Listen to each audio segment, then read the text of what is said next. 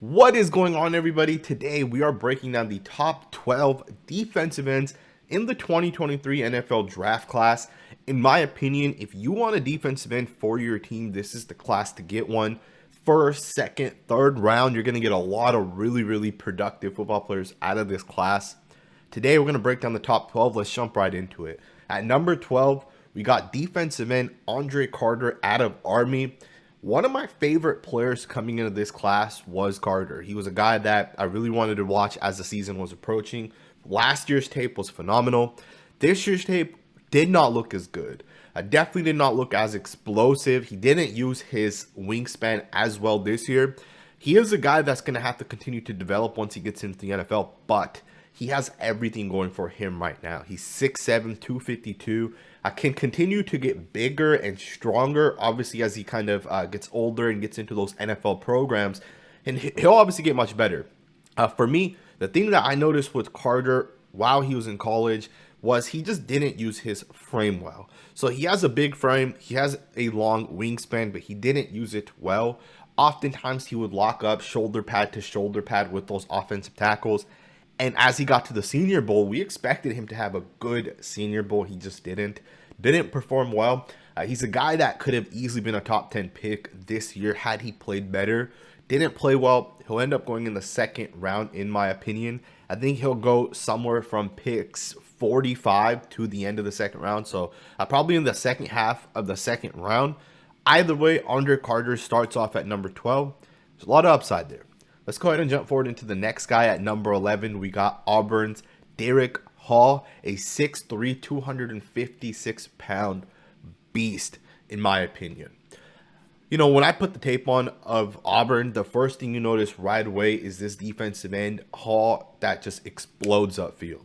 Explosive first step, explosive pass rusher, gets after the quarterback, can change direction well. Derrick Hall, in my opinion, is going to be one of those guys that's going to get into the league, and he's going to absolutely crush it. And people are going to say, how the hell did this guy not go higher? Because I don't think he's projected as a first-round pick right now. Honestly, I would arguably take him at the end of the first round. Don't be surprised if he gets picked somewhere around pick 15. And what's crazy is he's number 11 on our board, right? And that kind of tells you how deep this class is. And obviously these guys are all a little bit different, and I'm going to try to explain that to you guys. Haw is obviously a pass rusher first.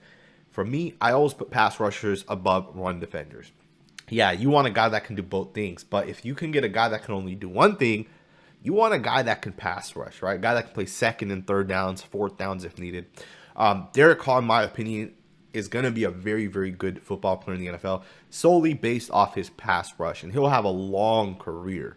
Obviously, will he be a full-time starter in the NFL? I think a lot of that's going to be based off of if he can develop his run defense, which sometimes he gets upfield and he lets underneath guys run underneath him, or guys hit the cutback lane because he doesn't necessarily shut down the backside cutback lane. But Haw is one of those guys that I really like in this class. And I think he's going to continue to be a riser as we kind of get closer to the draft. Again, very good pass rusher. So for me, if you want a pass rusher, Haw is the guy to have. Jumping into number 10, Ohio State's Zach Harrison. This one's kind of interesting in my opinion, because with Harrison, he is one of those guys that when you look at this guy, right, from a pure physical standpoint, this guy just stands out. He's tall. He's strong as hell, and he moves well for being as big as he is, right? 6'6", 280 pounds. This guy reminds me of Trayvon Walker. Literally, the first overall pick last year, Zach Harrison reminds me of him. Now, I don't think he's as explosive. I don't think he's as twitchy. But to me, when I look at a guy like Zach Harrison, he does everything you want to see from a true defensive end. In my opinion, Zach Harrison will be a 4-3 defensive end before he is a 3-4 outside linebacker. In fact, if a team drafts him and they're playing base 3-4 defense, I think Harrison jumps to the inside and he puts his hand into the dirt and he plays as a 3-4 defensive end, which would be like the 3 technique, the 4-eye, or the 5 technique. I don't think he's going to be able to play outside linebacker in the NFL, although at Ohio State he did do that a little bit. But either way, man, Zach Harrison is one of those guys that's a great run defender. arguably the best run defender in this class, right? Or at least he's one of the top 2 or 3 guys in terms of run defending. He does have to continue to develop his pass rush. He doesn't have the hand-to-hand combat that I like to see from the top guys. But that is something he will obviously continue to develop. A coach is going to really have to work with a guy like Harrison. I could see a team like the Saints or the Packers drafting this guy either late in the first or possibly even in the second round and converting him into one of the best defensive ends in the league. Those teams take these type of body types in terms of what they look for defensive ends. So I could see him going to either of those 2 teams among a couple other teams. Zach Harrison, in my opinion, is going to be a really good football player at the next level. Very versatile, right? Kind of line him up in different spots. Number 10 guy is Zach Harrison. Jumping forward into number 9, in my opinion, Felix, and I hope I'm saying this right, Felix Anudike-Uzomah, I think that's how you say his name. Probably saying that wrong, but Kansas State defensive end. When I was watching the Alabama tape, specifically I was watching their left tackle, this guy again on the Kansas State's defensive line kept popping over and over and over again. I said, who the hell is this number 91 guy? Who is this guy that's making these plays over and over again? And when I researched it, I realized that this guy is arguably a first-round pick in the upcoming draft class. And he may not have been that early in the process. Some people may not even think he is today. But as we're getting closer to the draft, this guy's going to rise the draft boards. In my opinion, Felix is not great in any one category, right? Like, he's not the best run defender. He's not the best pass rusher. But this guy's just really good at everything, right? He doesn't have all the different technical tools in terms of using his hands to get after the quarterback, right? Like, I don't see him double hand swipe on one play and then swim over the top on the next play. I don't see that from his game. But the way he plays is very, very, very impressive. The way he wins, the way he disengages blocks, this guy knows what he's doing. Very, very, very smart football player. And I think that is his biggest asset. He's a very, very smart football player. He gets it. He understands how to play the game of football. And sometimes you just have those guys that they're just football players, right? And that is Felix. In my opinion, I think he's going to be a really good football player. Again, I think he's a better run defender than he's a pass rusher, but I think with guys like him that are teachable, that are smart, you can take those guys and make them even better. A team like the Patriots, a coach like Bill Belichick would take Felix here and use him in so many different roles. Don't be surprised if he ends up in the second round, but don't be surprised if he ends up in the first round either. So, number 9, Felix Uzomah out of Kansas State. Love him. He's going to be a really good football player. Number 8, we got Clemson's Myles Murphy. And we're going to talk about this one because some people have Murphy as a top 10 pick in this class. Some people believe Myles Murphy has everything it takes to be a top 10 pick. And we have him at number 8 among the defensive ends alone. And keeping in mind, all 12 of the guys that we're talking about on this list are likely top 64 picks. Maybe one of them slips outside the top 64. But people are saying Myles Murphy is a top 10 pick, and we have him at number 8. So I want to explain why I'm not as high on Myles Murphy as some other people. First and foremost, Myles Murphy is 6'5", 275 pounds.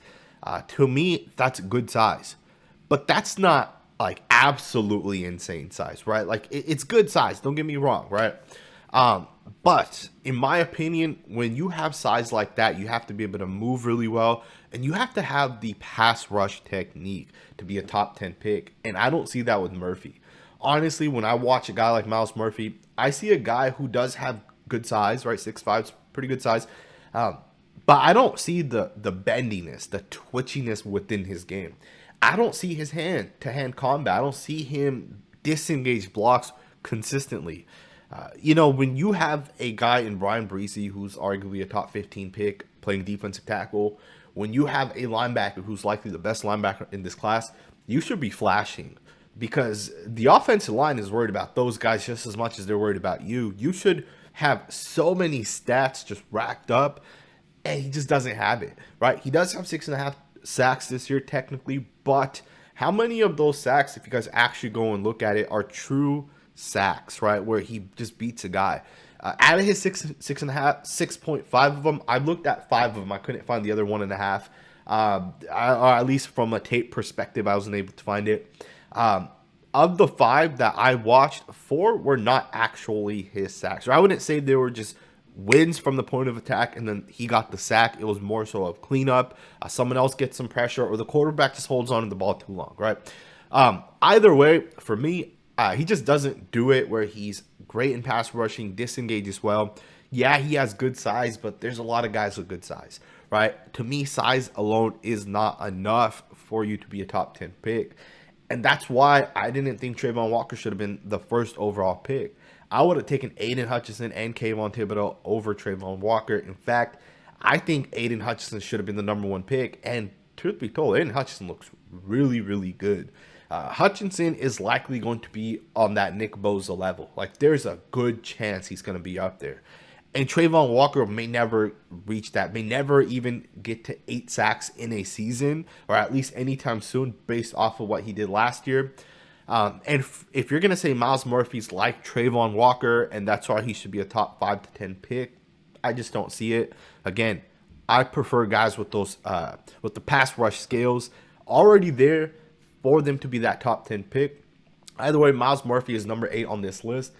Number 7. We got the USC defensive end, Tuli Tuipulotu. And this one, I know some people are going to say, well, is he really a defensive end? Is he really an edge player? Or is he more of a defensive tackle?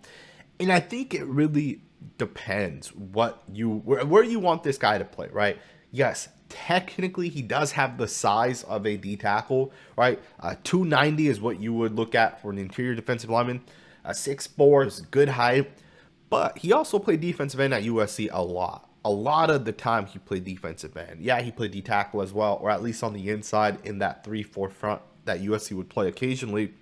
But we don't know exactly where his weight will be. He's 290 at least according to the reports right now, but I could easily see him falling down at the combine to maybe 280. And if he's at 280 and he's 6'4", you can probably make the argument for him to be a 4-3 defensive end, right? Or a 3-4 defensive end, which would be the 4-eye or the 5 technique, right? On the over the tackle or on the inside shade of the tackle. So again, he's on this list, number 7. When I look at a guy like Tuli Tuipulotu, one of the things I see is a very physical football player. A guy that loves to use his power to win, right? Rather it's the bull rush, rather he hits you with the bull rush and then he brings the arm over the top, right? Those are his go-to moves. So when I look at a guy like this, I say this is one of those guys that is a plug-and-play starter day one. He's one of those guys with good size, good power, and he is NFL ready. Some people are saying he's going to be a first-round pick, arguably a top 25 pick. I don't know if I 100% agree with that, because sometimes there are guys that need to develop more in terms of their pass rush, right? They got to be able to speed rush. They got to be able to potentially cross chop, maybe use a spin move every now and then, and this guy just doesn't do that. But again, his power alone is damn impressive. Arguably the strongest defensive end on this list. There might be one guy that can kind of compete with him. We'll get into that guy a little bit later on. But Tuli Tuipulotu is a guy that I absolutely love. Plus, 13.5 sacks last year. You can't deny the production that's there on tape. 13.5 sacks. You gotta love it. Overall, one of my favorite players in this class.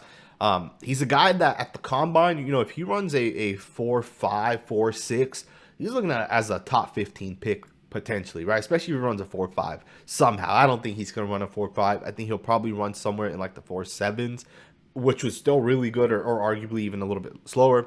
Either way, number 7 players right there. Now we're going to get into the top half. Starting with number 6, we're going to start right here at number 6, BJ Ojulari. It's crazy to think this, but early in the process, BJ Ojulari was regarded as one of the best players in this class. He was arguably number 2 or 3 to Will Anderson, and somehow this is kind of flipped where people aren't saying he's that good anymore. People aren't as high on him anymore, and it's crazy to me because he has good size, right? 6'3", 249, but more than the size, the tape speaks for itself. In my opinion, man, BJ Ojulari's tape, specifically against Broderick Jones of Georgia, speaks for itself. I was actually doing a film breakdown of Broderick Jones, And I was watching this tape, and I said, all right, I want to watch Broderick Jones, and I'm gonna break down his tape. And I couldn't even, I couldn't even come to the conclusion that Broderick Jones was the dominant football player because BJ Ojulari was kicking his ass. In fact, my conclusion from that tape was that BJ Ojulari is much better than Broderick Jones. And Broderick Jones, believe it or not, is apparently a top 12 to 13 pick. So if BJ Ojulari kicks his ass, how is Ojulari not a top 12 to 13 pick? Right? Again, BJ Ojulari to me has great hands, explosive first step, can win with his hands, right? And to me, when you have a good first step, you can win with your hands. You're going to have success in the league as long as your coach is a competent coach, because we've seen guys get into the league and they don't have good coaching and they don't hit their peak, right? But BJ Ojulari, in my opinion, is one of those guys who's a day one starter. He does need to get a little bit stronger, but I think the reps from playing over the course of his rookie year is going to allow him to have a lot of success. In fact, I wouldn't be surprised if Ojulari ends up being the best defensive end in this class in the rookie seasons, right? For these guys, like, don't be surprised if he ends up having the most sack production. BJ Ojulari, one of my favorite players in this class, great pass rusher. Number 5, we got Georgia's Nolan Smith. Also kind of interesting because he did get hurt. He was a guy that may have went to the Senior Bowl potentially, right? But he did end up getting hurt. But when you watch this guy's tape prior to him getting hurt, I love this tape, man. Nolan Smith, man, really, really good pass rusher. And I wouldn't say he's a great pass rusher. He's a really good pass rusher. Can get off blocks really well. Has great burst at the line of scrimmage. And the reason why I have him ahead of guys like BJ Ojulari and Myles Murphy is because of his run defense. Nolan Smith, you can say, is maybe a top 3 or 4 run defender among the 12 guys that we're talking about today. Nolan Smith is very, very good against the run, has dominated against the run, in my opinion. Obviously, Georgia has all those big boys up front on that defensive line. May help him out a little bit, but even then, I would say it doesn't help as much because there's individual reps, right, where we can watch like Nolan Smith taking on certain guys, right, Darnell Ryder or whoever it may be. And Nolan Smith's able to win his battles, right? In one-on-one situations, he's able to beat a lot of the top tackles. His tape against the Alabama left tackles, the guy looks really, really, really good. Obviously, the one thing he does need to continue to work on is his pass rush. Although I would say he's a good pass rusher, he's not great. He doesn't use a whole lot of different moves. One of the things that Nolan Smith does is he attacks the outside hand of a tackle, and he tries to speed rush a lot. And he really uses that to set up all his other moves, which is okay, right? It's okay when you're going to speed rush to the outside. It gets shut down. At that point, you got to have a second, third, fourth, and fifth counter. And sometimes he has it. Sometimes he doesn't. Sometimes he ends up just going upfield. So he does have to continue to develop in that aspect. But I love his size. I love his quickness. He knows how to use he knows how to use his body to win, right? And sometimes that's what I need to see from a defensive player. Number 5 is Nolan Smith on this board. Let's go ahead and jump into the top 4 guys. Some of you guys are going to agree with some of these guys. Some of you guys actually may not. Some of you guys will have your top 4 differently. At least the 3rd and 4th guy that you guys are about to see on the list. Number 4, we got Iowa defensive end Lukas Van Ness. It's crazy, man, because I watched Lukas Van Ness, and he literally reminds me of TJ Watt.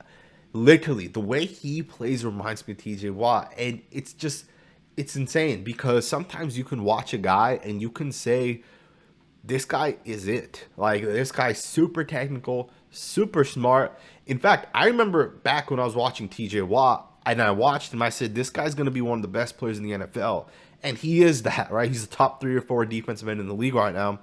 But you'll get those same, that same hype when you watch Lukas Van Ness. When you watch his tape, you get that same, this guy may be one of the best defensive ends in this class. In my opinion, Van Ness has everything you want from a defensive end. Really good power, good speed, right? Good technique. And that technique part of it's a big thing, right? When I watch defensive ends, when I watch defensive tackles or offensive linemen in general, you got to have good technique. The guys with the best technique are often the best players, right?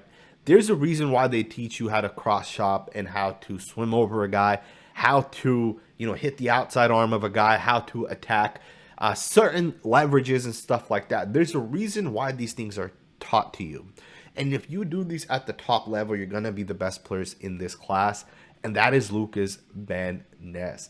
6.5 sacks at Iowa. Keep in mind, the guy didn't play a lot, which I don't know for what reason he didn't play a lot, but Iowa just didn't have him play as much. They rotated guys in and out, and Lukas Van Ness looked really, really, really good on tape. I'm very excited to watch him at the next level. In fact, I think he may be a top 15 pick. Like, I think there's a chance. If the scouts put the tape on, and I'm sure they do, obviously every general manager has watched this guy and every other prospect, Lukas Van Ness looks really, really, really good. He's a guy that I absolutely love. I know some people are projecting him in the second round, but I think that's going to change. A guy that I love right here, Lukas Van Ness, 4th on this list. Jumping in at number 3. Some people aren't going to agree with this, but I'm telling you guys right now, man, Will McDonald is the guy that I love. In this class, Will McDonald. Remember the name, man. I'm telling you guys right now, I would take this guy over Tyree Wilson. I would take this guy potentially over Will Anderson, depending on what you're trying to look for. Don't be surprised if Will McDonald is a top 10 pick in this class. I'm 100% taking him over Myles Murphy, 100% taking him over all the other guys. Like, this guy is it. Now, I may have jumped the gun a little bit. I said I would take him over Tyree Wilson and Will Anderson. I don't know if I 100% will, because those guys have two things in part of their game that I love, and we're going to talk about those two guys next. But Will McDonald, man, let's talk about him. Will McDonald is a 6'3", 240-pound monster, man. The pass rush technique that this guy shows on tape is next level. He has all the tools to be a 15-sack guy in the NFL. And what's crazy is Iowa State's defense is bad for defensive ends. This is one of the hard things with projecting certain guys at the next level, right? The issue is with a guy like Will McDonald, they play at Iowa State a lot of 3-down defensive linemen. So oftentimes he was being double teamed. So it's very hard to see him in a true one-on-one pass rush situation. But when we do see that, the guy dominates. When he was at the Senior Bowl, he was kicking everybody's ass. Every single person at the Senior Bowl, he was whooping them, including Darnell Wright, who a lot of people have as a top 2 or 3 tackle in this class. Will McDonald is it. So for me, when I put his tape on, what I see is a guy who has great pass rush technique, right? Every move that you want to see a guy have, rather it's attacking the outside, spinning to the inside, double hand swiping a guy, cross chopping a guy, whatever it is, whatever advanced move you can think of, Will McDonald has perfected it. He's a guy that I'm absolutely in love with. And it's crazy to me that some people are projecting him in the second round, because there's just no way. Like, there is no way that a general manager puts the tape on here of Will McDonald and doesn't see what we see. Like, there's no way this guy is not going to be the 3rd defensive end at the very least. Don't be surprised if he's the 2nd defensive end taken after Will Anderson. Understandably, Will Anderson's the number 1 player at the defensive end spot, but don't be surprised if someone likes McDonald's pass rush skills, and don't be surprised if he ends up being the best defensive in this class. If there's one guy I'm betting on outside of Will Anderson as the number 1 D end out of this class, it's Will McDonald. I think Will McDonald has the chance to be the best in this class. So, a guy that I absolutely love. You guys can already guess who number 2 is. Tyree Wilson. Last year I didn't agree with Travon Walker being the number 1 overall pick, but I get why he was the number 1 overall pick. Watching his rookie tape, veteran tackles in the NFL struggle blocking his strength. They struggle with the power he has. So for that reason, he was the number 1 overall pick. Tyree Wilson reminds me of Travon Walker. He is probably the closest player to Travon Walker in this class. Yes, Zach Harrison is very similar, but I think Harrison's a little bit slower than Walker and Tyree Wilson. And some people are saying Tyree Wilson may go ahead of Will Anderson, who is the number 1 player. We'll get to him in a second. But Tyree Wilson, 6'6", 275. The guy's a beast, man. His tape does not lie.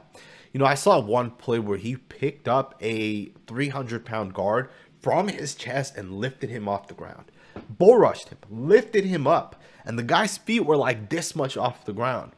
The power, the physicality this guy plays with, he's going to be very hard to block in the NFL. You know, it's one thing to get powerful guys and then have them play D-tackle, and then they're taking on other guards, right? Every guard in the league is very similar. 6'3", 6'4", 6'5", 300 to 335 pounds. That's every guard in the NFL. So power to power, and when it comes on the inside, it's matched oftentimes. But the thing with defensive ends and offensive tackles is they're different. Most tackles are 6'7", 6'8", and they're quick. And they're not all 6'7" and 6'8". Some are 6'5", 6'6", 6'7". But tackles are generally taller, skinnier, quicker, not as strong as guards. Well, Tyree Wilson is just as quick as every tackle, if not quicker, and possibly stronger than every tackle. It's what makes Myles Garrett the number one defensive end in the NFL. In fact, I asked Colton Miller who the hardest player in the NFL was to block, and he told me it was Myles Garrett. The guy's built differently. That's what Tyree Wilson could potentially be. The number 2 player on my board, a guy that I absolutely love, insane power. He does need to develop his hand-to-hand combat, which he'll obviously get better at. But let's go ahead and get into the number 1 player on my draft board, a guy who is a superstar player. You know, talk about a guy that's twitchy, has great bend, can move and dominate in the run. People don't move this guy, man. 6'4", 243, great wingspan, great length, great bend. This guy has everything you want to see in the number 1 overall pick, and he may be that. There's a chance if the Bears don't trade that pick away, they may take Will Anderson. Of course, they may take Jalen Carter as well, but Will Anderson is special, man. Will Anderson, since his rookie year, has been dominating. 10 sacks this year, 31 sacks over the last 3 years. The guy's dominant. And what's crazy is he still hasn't even reached where he's going to be in about 3 to 4 years. He's going to be so much better. He'll be stronger. He'll be just as quick, just as twitchy. And where this guy could potentially be is through the roof, honestly. To me, Will Anderson is the best run defender in this class, better than Tyree Wilson. And he may not be individually better, but I've seen Will Anderson do it against the top tackles in college football, right? The top of the top guys. I haven't seen that with Tyree Wilson because obviously he plays at Texas Tech. But for me right now, Will Anderson's the best run defender, can control any tackle, can match the power of any tackle. And he has to develop still, obviously, right? Let's be honest. He doesn't have the pass rush skills that someone like Will McDonald has, but he's right there, very, very close in the pass rush. Obviously, he'll have to continue to add more moves. Right now, his number 1 move is going to be the long arm. That's what he relies a lot on. It's just a natural thing where he's able to use that one arm, control, use the power, lock out, and then everything is based kind of around that move. So he'll have to add more moves, which he will, obviously, right? Will Anderson, man, he's going to be a superstar player at the next level. I hope you guys enjoyed my top 12, man. I want to know what you guys think. If you guys have a top 12, let me know. Let me know at least your guys' top 5 guys. Who are you guys taking 1 through 5, defensive ends only? Let me know what you guys think in the comments below. Thumbs up, subscribe, and I'll see you guys next time with another video.